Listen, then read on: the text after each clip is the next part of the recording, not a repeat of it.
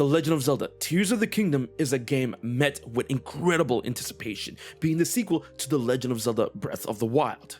But with this type of anticipation comes a level of fear. Fear that the game may not be as good as the original or being too much of a safe sequel. But those fears deal with what the game has to offer. And when it comes to Nintendo's track record with their grandest game sequels such as Super Mario Galaxy 2, A Link Between Worlds, and Majora's Mask, I'm pretty confident in Tears of the Kingdom leaving us in shambles all over again. But my biggest fear has to deal with what is inside the game itself in terms of the story and how it could affect the entire game in all facets. And that is the fear of Ganondorf. Ganondorf is finally back in Tears of the Kingdom, being absent from a mainline Zelda game for more than 10 years. And this time around, he looks like he's playing no games. While I've made videos in the past before of how terrifying this man's return could be, I haven't made a video after the latest trailer that finally revealed the release date and the name of Tears of the Kingdom, revealing what happened to the world of Hyrule that was supposedly so familiar that they had to revisit it. But now we see pretty much a good extent of Ganondorf's power and influence over the world of Hyrule. And I'm sorry, the damage done here seems to be a lot more than what the Calamity did over 100 years in the original Breath of the Wild. And then looking at all of this really begs an interesting question that I don't see a lot of people talking about. And that is, what is going to be the extent of Ganondorf's influence over the world of Hyrule? Because I doubt there's going to be anything inhibiting him from really extending his reach or rule over this nation. Especially considering that certain points of power in this land, like Death Mountain and the Hebrew region, are going through it thanks to Ganondorf's power. And thinking about that, that can offer some pretty cool gameplay additions when it comes to possibly liberating cities, towns, and settlements one by one from Ganondorf's rule. As when compared to the Calamity Ganon, Ganondorf is a lot more cognitive than that, so I feel simply staying away from the mouse like people did it in Breath of the Wild will not work in Tears of the Kingdom. And that would actually give a ton of reasoning as to why Link is exploring the sky of Hyrule, because Ganondorf's influence cannot reach there. You know, honestly thinking about it, this sounds like Skyward Sword all over again, except wilder.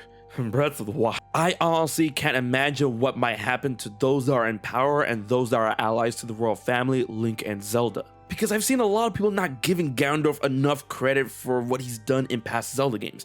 This man is an incredible tactician. He is a wild strategist and a master manipulator. If someone like this were to be in charge in a world like Breath of the Wild, empower our enemies and cripple our allies, the whole nature of the game could turn to that of a rebellion, with individuals in the towns and settlements bending the knee in order to survive. While Calamity Ganon was bent on destruction, Ganondorf has always been about conquest. So with this nature in mind, will the game be about a rebellion in order to free up all of these nations and rise against Ganondorf while learning the secrets of the past?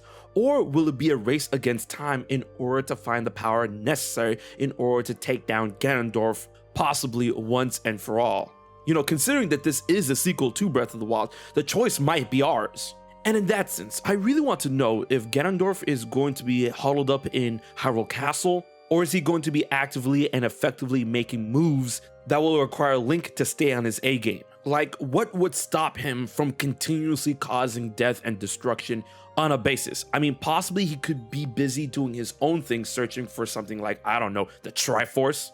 As with Ganondorf's actions in Ocarina of Time, towards the end of the game, you were pretty much doing his work for him. And maybe that'll follow a similar suit in Tears of the Kingdom, considering that Link is probably the only one that has access to the skies, and Ganondorf probably really wants something that's up there. Honestly, can you imagine that the whole game, in essence, a piece of Ganondorf's malice was always in the arm the whole time? Or maybe even in the Master Sword, and then Link finds the Triforce and he gets blindsided at the last second. Honestly, there are so many possibilities on what Ganondorf is capable of in Tears of the Kingdom, but I really want to get it known that this needs to be talked about a lot more.